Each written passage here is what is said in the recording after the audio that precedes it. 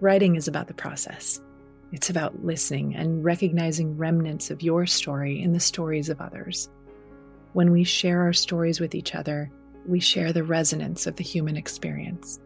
The By Firelight podcast is your invitation to join our circle, a circle of writers, poets, seekers, and storytellers as we capture our living in words.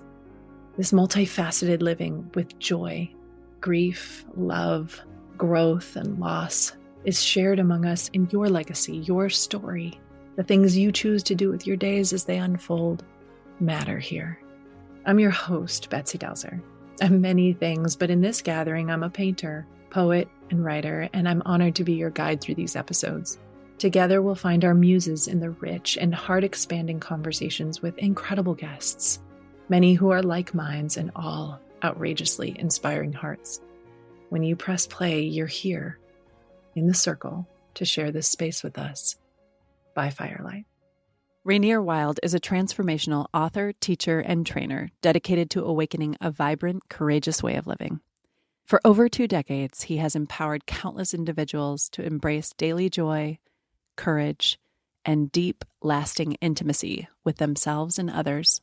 Known for his compassionate yet straightforward approach, Rainier helps people thrive by teaching them to engage with reality as it truly is.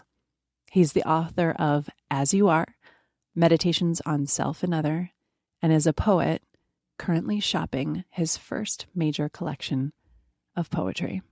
In this conversation, you will hear our exploration of love, of heartbreak, and thinking about it as heart-opening, how he thinks of himself as a writer, and how he engages in the savoring of living so that he can feel his aliveness come through and through. It's a true gift to have him here after being a fan and a follower for years. I'm so excited for you to enjoy this conversation. Stick around till the end, where he reads a piece about his son never before shared. Thanks for being here. By Firelight. Well, Rainier, I am so incredibly grateful that you're here with us today. Thank you so much for being here. Oh, it's my pleasure. I'm so excited to be here. So the very first question I love to start with is just to take a moment and a pause before we even introduce your brilliance to our listeners this morning, and just thinking about your younger or older self, and what would he want to tell us right now? I love this question. I actually just got back from a bit of a road trip to my father's sister, my aunt, and I brought back a flood of memories of my childhood. One of my memories of my childhood is of this little boy. I think I was in 3rd grade, and I can just see this boy. And it's one of my earliest memories of being in love. And I remember this kid. I remember him falling in love with this dark-haired, flashy smiled girl. And she was the prettiest girl in school. I mean, she really was. She had big brown eyes and just was so delighted, so vivacious. And I think probably everything that my soul felt I was not. And already I knew what I needed in the world. And she was everything I needed. And she didn't know I existed. She had no clue who I was, even though I drew her name on my trapper keeper, even though I etched our names in hearts and, had silent conversations between the two of us rolling around in my mind over and over. She had no clue, as so often happens. And I kind of hatched this idea that if I could just grab her attention, if I could just somehow or another conjure this bid for affection, she would turn my way. And my older brother kind of delivered this opportunity to me. He's a decade older than me, and he was always kind of doing something to make money. He was a bit of a shyster back then. He's grown up quite a bit since then. He was selling jewelry. He came up with these gold necklaces that he was selling. So he claimed they were gold. And a 14 karat gold necklace cost $35.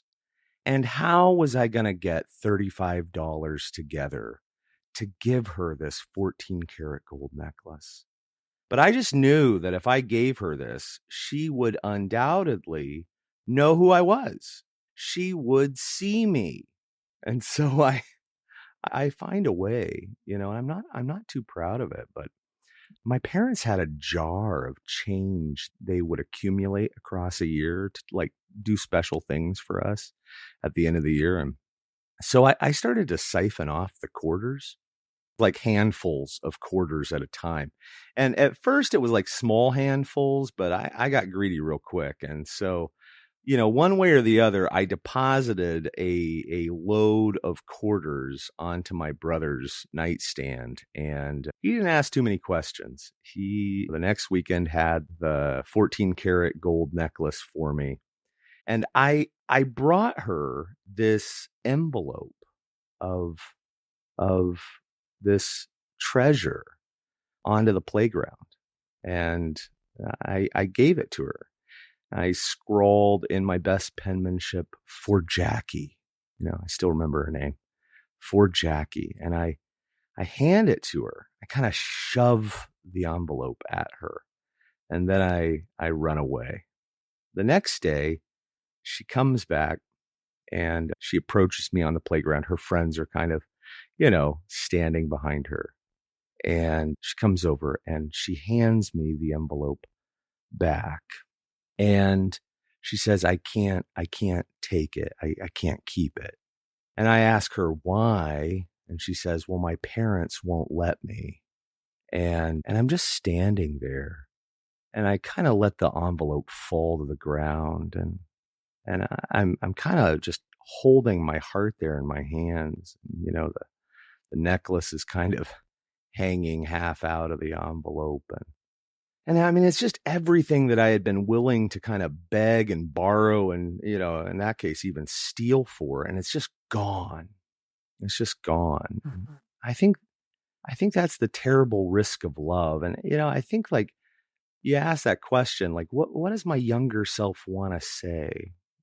I think that the thing that carries through to me to this day that I'm always working on, it's always rumbling around for me, is that love is inevitable.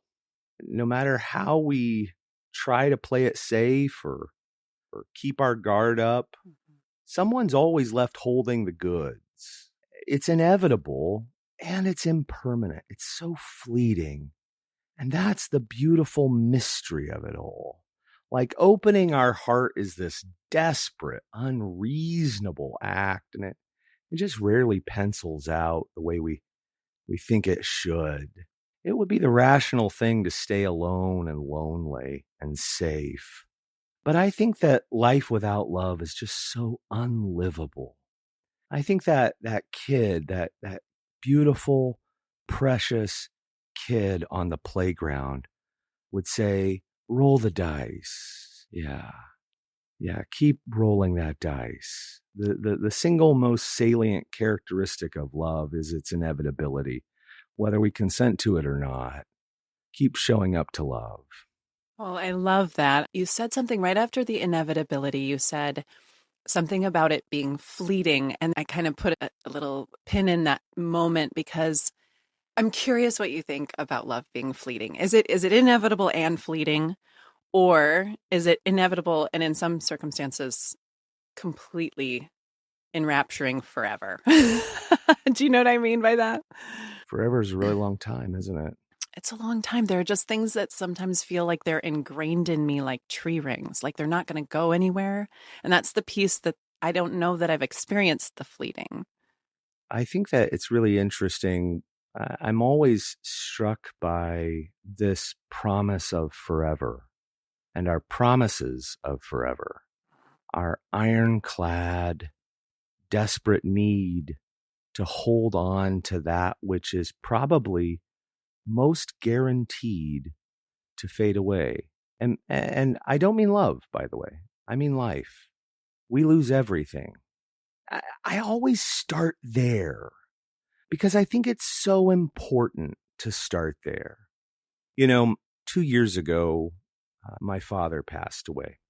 And it was a beautiful death as far as deaths go. And it is no tragedy when an old man, an elder who has lived a full life, passes over that threshold. And one of the things that I saw there was the disillusion of a good marriage. 55 years, these two people spent on this mortal coil together.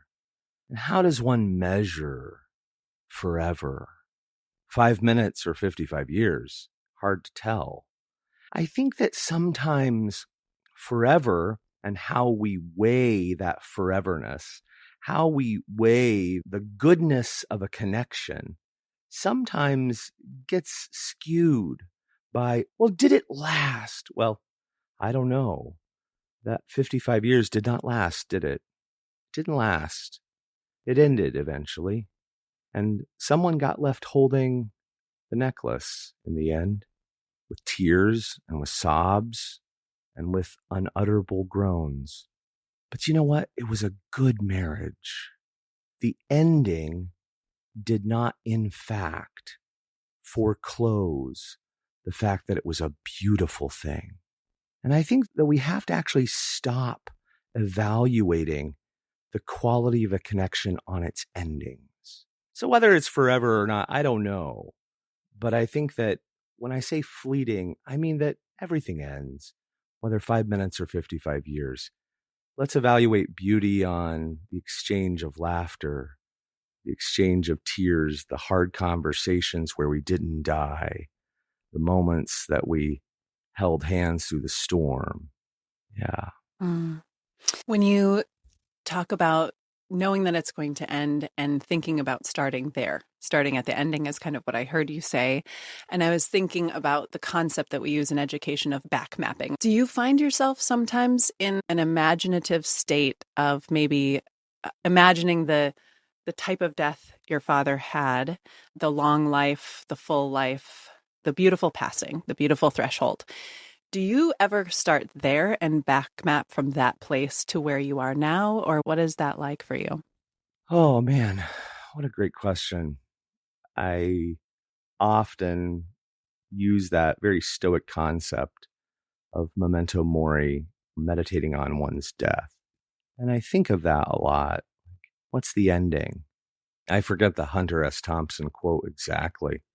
Hunter S. Thompson talks about, kind of arriving to the end of life, not in terms of saving it, not in terms of feeling like you've stored up your energy and conserved your good graces and your change and, your storehouses for what's next, but arriving at life kind of like a race car that's spent it all, and you get to the end and the rubber's kind of all worn out and the exhaust and the fumes are all, kind of pumped out and you're used up, you're wrung out.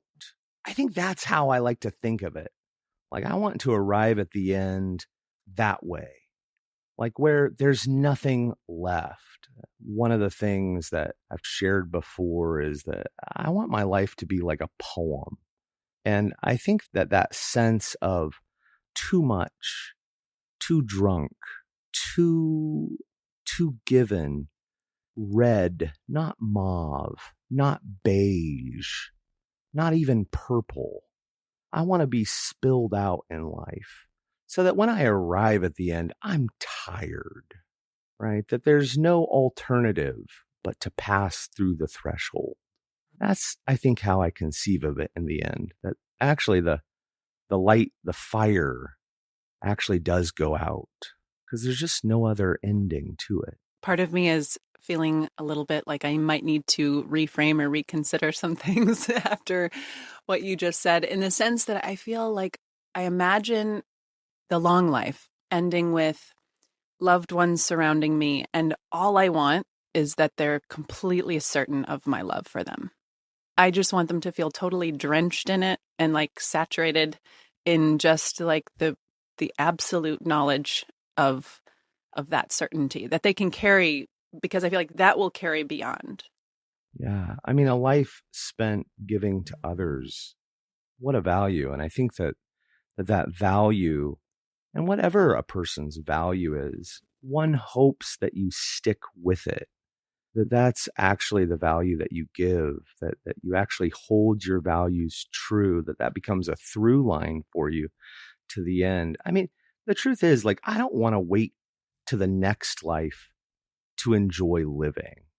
And I think I grew up, maybe like so many of us, being taught by civilization, by religion, by a culture of delayed gratification, that whatever's next, that's the good stuff. You know, the weekend is the good stuff. Retirement is the good stuff. Heaven is the good stuff. But, you know, I think the truth is, like, there's no prize being handed out for abstaining from life. Like, there's no delight that comes from being really virtuous and a sober soul and oblivious to desire and numb to living, whether that's sorrow or passion or rage. I mean, I don't buy that. So for me, I crave being surrounded by those people who are heart-wrenched, stormy, drunken souls who have given themselves to those fleeting moments of delicate beauty that actually does come once in a lifetime, those unique moments that might be wrapped in agony and despair and bliss. I really do yearn for stories that have scars and marks, a life truly lived. I think it was Kerouac who said that he didn't really have time for people who weren't a little mad, who hadn't been driven a little crazy or gone a little wild. And I think I agree with that. The truth is, we're all that. And I think we mostly become numb to it. That fire gets a little damp in the winter.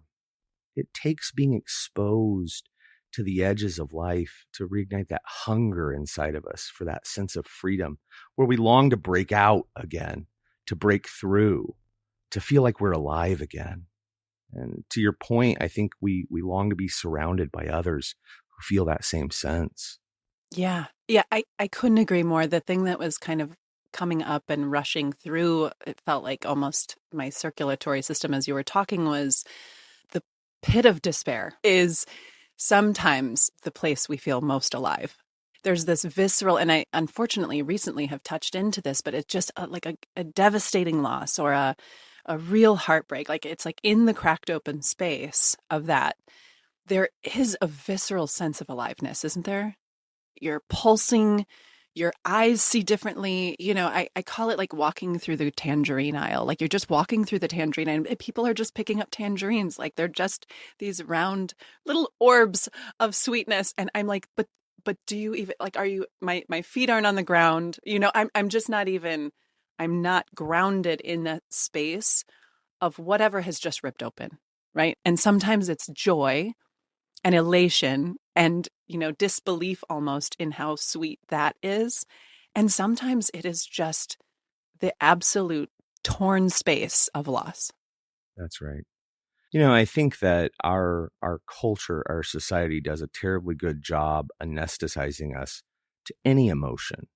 Emotions, I think, are virtually off limits. We really want comfortable numbness. We drive into our cul-de-sacs. We dip into our 3-car garages. We hurry and we hustle into our backyards, into our kitchens, and we turn on, you know, the 24/7 news cycle. And there we sit quietly terrified of the outside world. This is the posture of what I would call settling. I lived for a time in my youth in the Midwest, in Kansas. I was always struck by the story of Kansas, and in particular how the colonizers of it settled there, came to settle there. And I thought it was so striking that so many of them thought they had arrived. They thought when they got there that this was the great sea that they had been promised. That when they stood there and they looked at the flatlands, of which it was all the same, these great golden prairie lands, that this was undoubtedly the sea that had been talked about, that someone had just surely been mistaken, that it was not the blue blues that they had imagined once, but it was the golds. And so let's camp here. Let's actually stake a claim here. This is as good as it gets. And I think a settler is someone who is simply tired of going the distance. And so what do they do next? They build forts. They build walls. They choose safety and comfort over expansion and risk. And so then they build walls to protect themselves. And then they start to value conformity and maintaining the status quo. I think settlers work very, very hard to maintain any sense of safety. And that leads to resisting anything that won't keep them safe. And there in that walled kind of stockade of comfortable numbness, they resist any emotion. And it's only when there's a crack in the ice, only when there's something that comes hurtling over the wall, some kind of fiery torch, like a loss, like a tragedy, like a rejection, that they go, oh my God, there's more. I can see over. There's people out there. And then they keep going. And I think that's the part of the story I find most fascinating. It's like, well, there were those people who broke free of the stockade. There were those people who broke out against all odds. They kept going. And once they got to the edge of the flatlands, they looked up and they saw there were mountains. Oh my God, it was so different than what they thought. And on the other side of those mountains, there were these great plateaus. And there were valleys and there were deserts and painted ribbons of skyline. And finally, there were oceans, forests. And there were so many different things than they could have ever imagined had they not settled. If you were sitting with someone, which we might be right now as they listen to us, who is really far from the feeling that we're talking about of being most alive, and they are in the settled space, where things are numb, like all the lines are blurred of living. And there's almost a deadening that happens in the spirit. And they want this exposure, they want sort of the experience, or they're curious enough. Maybe they don't want it yet, they're just curious enough. What would you tell someone in that space where the sound is all muted and they're just in the deadened space? What would you tell them? Well, first of all, the fact that you're listening to this probably tells me that you're not completely dead inside, that you're actually reaching out, you're pulling something into yourself. I would ask questions like, well, what are the places you've settled? What are the places and where are the places you've consciously erected those walls to keep you safe? And actually, has it kept you safe? I think that's one of the most interesting questions. Like, did it really keep you safe? I think the illusion that those walls could keep you safe is one of the most fascinating parts of all this. That safety is the same as happiness. Did it really keep you happy? We lock ourselves away from the world. And I think it's easy to buy into the illusion that those defenses against vulnerability will actually make us happy. Probably didn't, did it? And so once we realize that life is short and that building that stockade actually didn't make you very happy in the end, suddenly you begin to subtly switch into that very, very thing that you were frightened. You begin to switch into a pioneer mindset. You begin to subtly become someone committed to freedom, to authenticity. You begin to already conceive of becoming dedicated to pursuing relentless growth. I mean, happiness requires taking risks, stepping out of your comfort zones. I think you've already begun to awaken to the truth that life is short and must fully be lived. You have to give up trying to control others, trying to look good or people please. You have to value authenticity over security. And that means embracing uncertainty. I wonder too, as you said, kind of what you have to be willing to give up. It almost came to my mind as just you have to be willing to give up the storyline, right? Like the prescribed storyline, and being willing to step back and engage differently with direction, just the compass itself. That's right. That's right. When those moments come along, and again, it often takes a real rattling of the cage. I think it takes a shift. And when those moments happen, we often reach out for someone to help us put back the stockade. I often think of like ice forming over the fresh water flowing in our heart. It's like we kind of have these vast terrains of fresh water in our heart. And so much life is there. Just we're teeming with life. It's so wonderful, and then the cold winds blow, frustrations, disappointments. Very quickly it sets in. The ice forms. It's a protective layer, but it's also preventative. It keeps all the life trapped beneath it. But then something happens.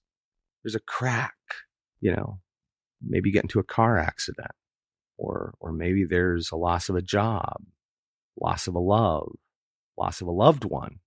And then you begin to ask the big questions. Why? How? How could that happen? Why me? And we get real simple in those moments. And that's what I love about those questions. They're not great. Like they're the greatest philosophical questions in the world sound an awful lot like a 3-year-old. Why? And as soon as we start to ask those questions, the cracks in the ice are pretty large, and they give us the opportunity to go down, to begin to fish under the ice. Now, that's when most people start to do this really, really funny thing. We reach out to professionals and we say, oh, please help me cover over the ice cracks. Help me get my job back. Help me get my career back. Help me get my stuff back. Help me get back the ordinary, comfortable numbness that I'm familiar with. Because really this discomfort is just too much for me to bear. But for those who I think are courageous, it looks a lot like taking a jackhammer and dissolving the ice back into the flow again. Not so that you can be destructive. I mean, that's what's so fascinating. The ice is you. The ice isn't the enemy, right? The ice is actually still the water. It's about allowing what is you to become limber again, to become free flowing and moving again so that you can respond to life as it is. Because for so many of us, we're just stuck doing the same thing, stuck doing the same rote, patternistic impulses. I mean, I find it fascinating that human beings who are so creative, so dynamic, so absolutely incredible, seem to boil down to about 3 moves: fight, flight, or freeze. Like you take one of the most creative beings in the universe and you boil us down to 3 responses in any given occasion, right? That tells us how stuck we are. But what happens when we can be liberated? I think our potential is pretty exponential. I'm thinking about a question that really was sort of a pivot, but also a tailspin moment for myself. A question that someone asked me my freshman year of college. And it, that in and of itself was like a giant fissure in my ice scape of my living, was just kind of coming out of my dwelling and the raising that my parents had engaged in with me, and being like, oh, this world on the other side of this, right? Like this reality out here. And the question was, what are you here for? Yeah. Simple question, and so complex. Yeah. Boy, I love that. Like, what are you here for? I kind of start to frame that question in a few different ways. Like, one is like, what are you good for? Like, what are you good for? What's your use? Like a utensil. The poet Maria Rilke has a whole string of poetry called the Thing poems. I imagine if he was here, he would say, like, what are you good for? Like a thing, like a utensil, like an object. Like, what's your use? What's your function in this world? Sometimes I actually ask the people I work with, like, what's the aftermath of you? Like, what's the consequence of you? What do you leave in your wake? What are you here for? I teach creativity and I teach classes on creators and often find myself talking about people who have come and gone before us. And at this point, taught quite a few of those classes. And I'm always fascinated by particularly the people who have died. And I'm interested because at this point, I seem to have a rubric on did they ring the bell? And by that, I mean, like, did they accomplish their mission? Now, this is a self-determined question. I don't think there's any, scope to that. I can't imagine that they had a boilerplate mission, but as far as I can determine it, they almost always seem to have something they were trying to pull through. And they either died having accomplished it or they didn't. And they knew it. And when they passed, there was either a sense of deep despair about them or a profound sense of release. I'm not talking about joy necessarily or giddy happiness, but a profound sense of knowing that they had actually done it. So I think that your statement, what am I here for, is a powerful one. And if we can locate that, if we can actually say, yeah, like, what is this thing? And can I bring it through? Is there a through line? And can I live with integrity or despair? I think that's a very, very powerful. Yeah, it definitely caused the beginning, I would say, of a like deconstruction of what I had known as reality, and then to just keep simplifying, like shrink it down, simplify. And when you're, even as you're talking, I'm like, see the little boy and Jackie and the necklace on the playground. I definitely have this memory of little Betsy, and I had a great childhood. I grew up all over the globe, so I had just wonderful international opportunities. And from 7 to 10, I lived 30 minutes south of London, England, and there were these rhododendrons, and I just remember creating a house, a home within a tree. Like anytime there was a tree, I would make it a castle. And I was in the castle, and I was with a family in a castle, and I was with a love in a castle. And the castle, to be clear, was a tree, right? Like I didn't have expectations of ever living in a castle. I just was completely content in my tree. And I've had so many winding turns along the way with career and honestly, even with love. I've had 3 great loves in my life, and one of them was a marriage that ended up dissolving. And I feel like the root system is still in that tree. Like my what I'm here for is love. And it is why at the back map place is for me to be in the end zone at the end of the game, and to know that they're drenched in it. That's it. And wherever life takes me along the way is kind of like I'm just opening up these surprises, or I'm opening up to possibility, as long as love is in the currency of what I'm doing and choosing. And I'm curious because I know for a fact, Rainier, that as I'm listening to you talk about liberation and the ice and all the things, even the walls coming down, there is a part of me that admittedly is so relieved. I am where I am in love and in life. But I know that just from a little bit of listening and following your story, that you have had just opportunities to build and rebuild right where you are in your relationships and in love. So I'm curious about your thoughts on any of that. Yeah. I mean, I love Joni Mitchell's lyric, I've looked at love from both sides now. And I think that bears out in my own life. I also married very young and also divorced at a certain point in time after that marriage. I've also been remarried and then stayed in that marriage for very different reasons as a part of that. Leaving or staying, I think are interesting things. They're 2 sides of similar coins. And I always tell people this, that in some ways they're arbitrary choices. You give yourself to a thing. Heartbreak is inevitable. You're going to have heartbreak either way. we can't keep ourselves from heartbreak.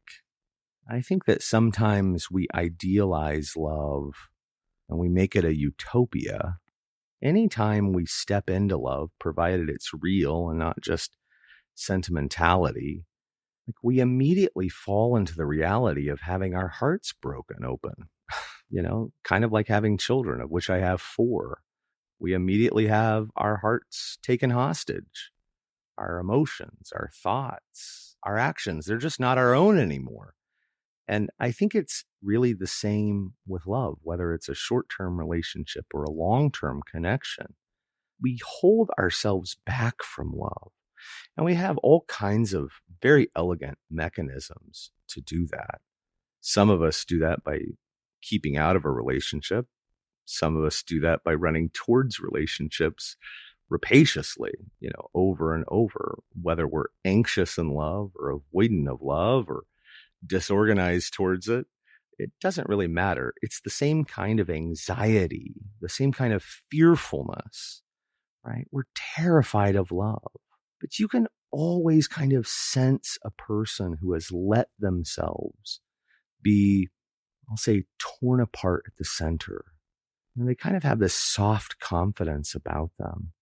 They're not needing to fill the air with words. They're not needing to cling or hold on too tightly.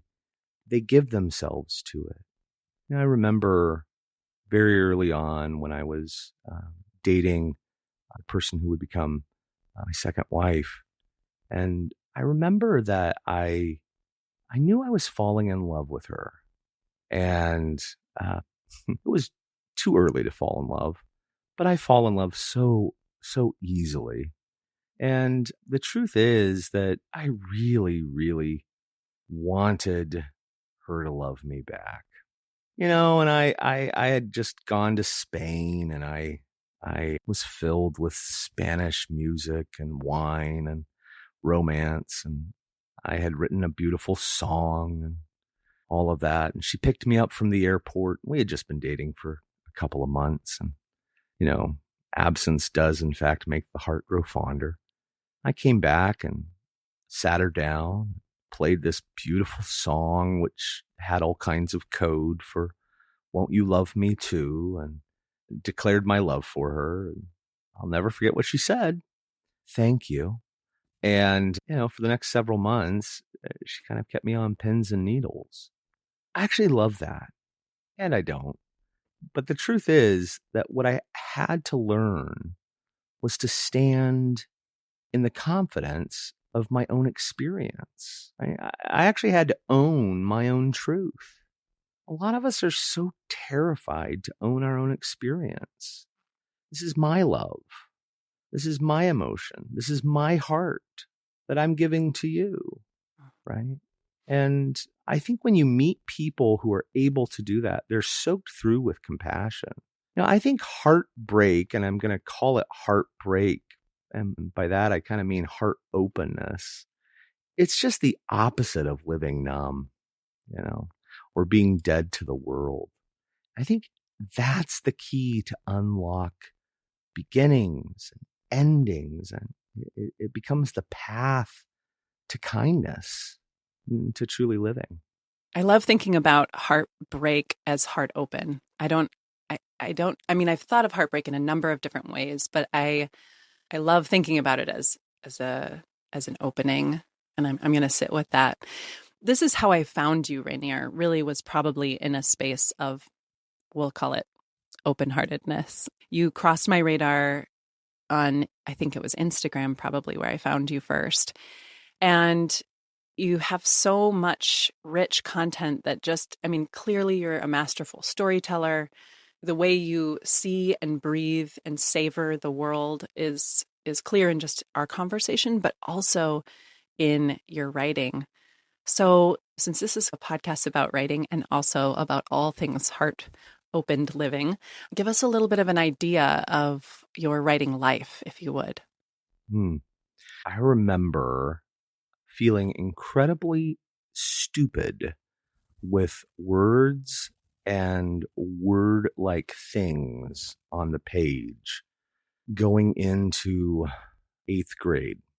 And part of this had to do with a letter that came through to my parents that invited me to be a part of a special class called Maximizing Potential English.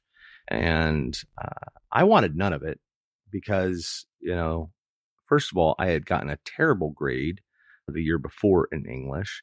And maximizing potential, in all honesty, sounded quite a bit like remedial English, and that I just needed a lot of tender love and care and extra help. And I did not want to be put in special education, of which I was already assured that was exactly where I belonged.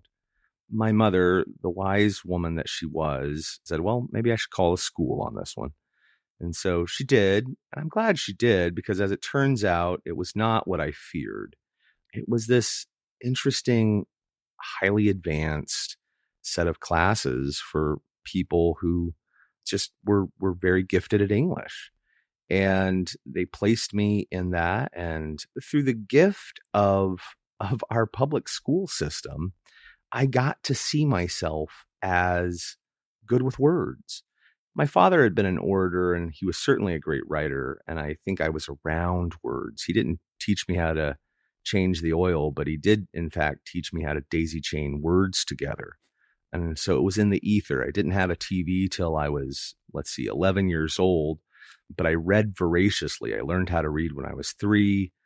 And I was always around this kind of auditory and then written word thing. So by the time I was in that class, I was just constantly creating, constantly thinking in terms of these creative places, these creative worlds. And I think that was so formative to me. And I always thought of myself as a writer. And I remember that teacher, maybe it was that teacher or one in 9th grade, kind of forecasting that I would be something in the written world. But like a lot of foreclosed futures or dreams that go into the pet cemetery, I let that fall to the wayside. I always was kind of writing stories, writing poetry that was only mine and for no one else. And always kind of was starting a chapter, starting a book, noodling around. Later, I went to grad school. I thought I would eventually become a professor, become a writer, do something around that. That's not how it panned out. I ended up doing other things with it. And life just shifted and changed. And then eventually I'm back in the old MySpace days that became the WordPress days, the Blogspot days. I was always kind of doing those things too. I was always kind of trying to find my voice, noodle my way. I've always been practicing writing, is the truth. It's always been something I've been doing on the side. But then Instagram happened. And at the time, I was trying to develop a bit of a coaching practice, and I was trying to teach classes and offer my services to people as far as teaching. And then one day it kind of clicked, and I'm not sure what clicked. I decided I would stop teaching people and I would start writing. And there was a difference somehow. And I look back in my archives and I see the difference. I think so many people are so eager to teach people that they're not really writing. They're just teaching. It's all their talking points. But I remember when I made that switch, and actually it was an interesting thing. I had looked at my partner one day.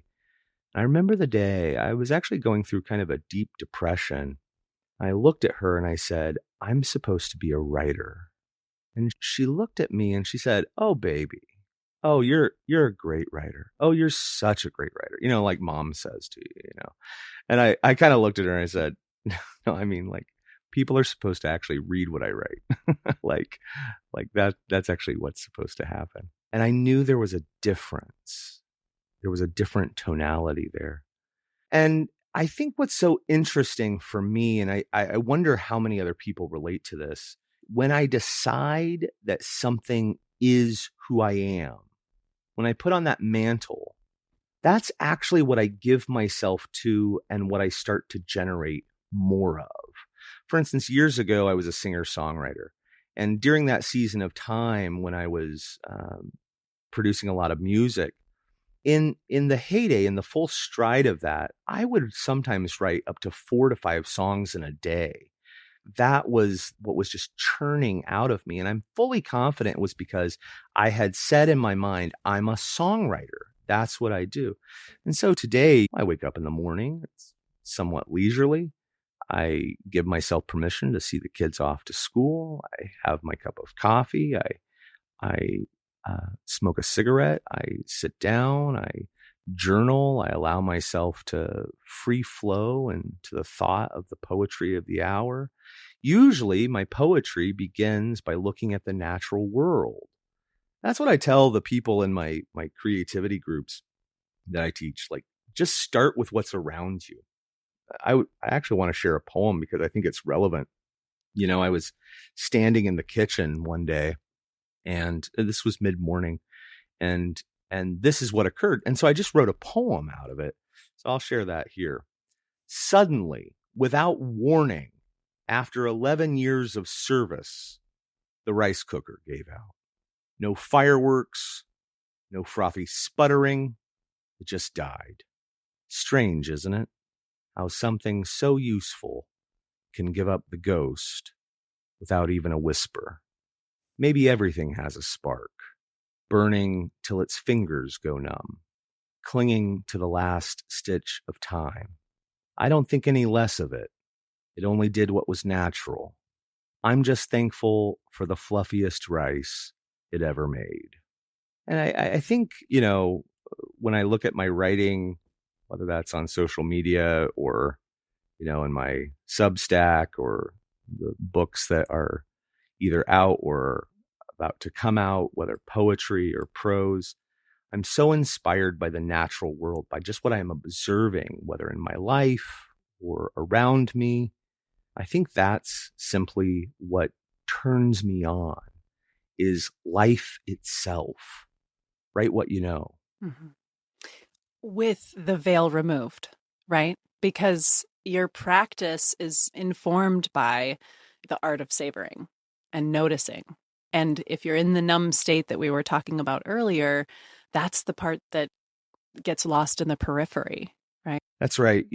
I used that word earlier, aletheia, which is, the highest state for the Greeks. And I think it's an interesting thought.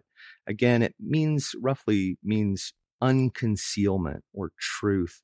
That idea that we see things as they are, stripped bare.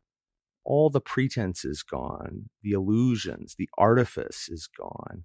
And we can see the thing as it is. I love this. I think this is an amazing thing when we can actually step into reality and just notice it. The phenomenologist Edmund Husserl talked about this concept. He called it bracketing. And bracketing is looking at a thing without your stories attached to it. So I look at a tree and I don't infuse it with lots of stories. I don't say, there's the tree of my childhood. I climbed that tree. Oh, I remember the times. And I don't look at it and say, there's a maple tree. And, I think of all the syrup, or I think of the Canadians. Or I don't. I look at it and I say, the colors. And I even go further. I say the textures. I even go further and I go up to it. I touch it. I feel it. I smell it. I invest in it with the sensory objectiveness of the moment. And in so doing, it informs my experience. I bracketed it off from all the stories I'm telling. And that allows me to step into that unconcealed space. And I think that informs how I'm able to report to the world. Yeah, most definitely. I'm thinking about the moment, going back to the story you just told us of knowing you were a writer and proclaiming this and the shift from teacher to writer. What if we didn't just bracket the tree, but we bracketed that moment of like the distilling of that clarity, right? I'm curious about what's necessary to either step forward or lean in, or however you want to think about it, to a moment when the clarity strikes us quite like you described. Because I feel like if you put some brackets around it and didn't think about 8th grade and maximizing potential. And you just said that I just know this truth. It's like you knew a truth in that moment. How do we find that? How do we access that? Yeah. Well, I mean, I think there's a lot of stories attached to that, but if we bracket off that moment, I mean, I think it's a welling up of the heart. I mean, I think like when I look back on the physicality of that moment, I was lying on the bed. There was an awful lot of sadness in the emotional field, tears streaming down my eyes about unrelated subjects. I had the poem of Pablo Neruda running through my mind, the words, "What have I done with this garden you have entrusted to me?" And I suddenly had this blinding flash, those words, "You must write, you must write." And I didn't exactly know what would become of it. And so I think it was the verb, and this is one thing I often say, it was the verbing of it all. It wasn't so much the nouning, "I will become a writer." It was, "I will write. I will engage in the verbing of it." And that there will be people who engage in the verbing of reading. And it is that knowing, and it was a knowing, that I will howl into the void and the void will howl back. And I think that there was such a deep inner resonance in that moment. And it felt like a warmth settled into that space in my chest. It was like a fire kind of lit up there. And I think that has gotten me through a lot of moments, that specific kind of knowingness. I often hear creators talk about they feel like a sense of uncertainty. I don't know. I don't really know. I'm not getting the feedback. I'm not getting the accolades. And I get it. I think that often we create in the dark, right? We often find ourselves creating and we have no clue if people are appreciating it. We have no clue if it matters. And I actually feel the exact same. On Instagram, I have this fairly large following, but really I don't see who sees my work. I don't have any clue what it means to people. And I'm always so struck when someone out of the blue says, "Oh my God, I've been reading your work for however many years. It's changed my life." And honestly, I don't take that for granted. I am so gobsmacked by it that, sometimes it moves me to tears. I can't believe it because I'm not really doing it for them. I'm actually doing it because there's something inside of me that will not let me do otherwise. Right? There's this pilot light that got lit at some point in time that says, "You must." Right. Mm-hmm. Well, I love that. So people can find you on Substack and Instagram. And then are you also doing a mentorship program? Are you still coaching and teaching to some degree? Yeah, I actually teach a incredible group of individuals called the Creators. The Creators is an amazing community membership that people join, provides resources, trainings, tools for people to unblock their life and ignite their passions. Monthly, I teach masterclasses there on creators and rebels and misfits and poets and prophets. And that is an incredible thing. And they're able to access all kinds of things, including one-on-one mentorship through that. And they can get to me through rainierwylde.com. Also my Instagram there, my Substack. Everything can be accessed through Instagram. Yeah. Well, this has been just such a beautiful hour with you. I've so enjoyed it. I'm wondering if there's anything else that you want to put out there to our listener, if there's anything else you want to say or read. I wouldn't want to cut us off before you felt like your words had been in the space properly.